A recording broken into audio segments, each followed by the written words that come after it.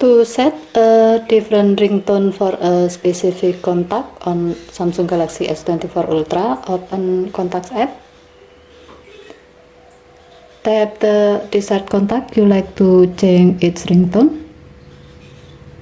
Tap more icon or three vertical dot icon at the bottom right. Select change ringtone or vibration. Select ringtone.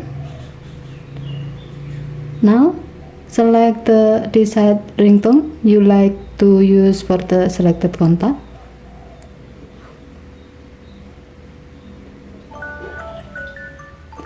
Tap the back key to save the change. By doing this, when the selected contact calls you, your phone will play the ringtone you select before. Given to the function, you can set a different ringtone for your favorite contact, so you can easily notice their calls.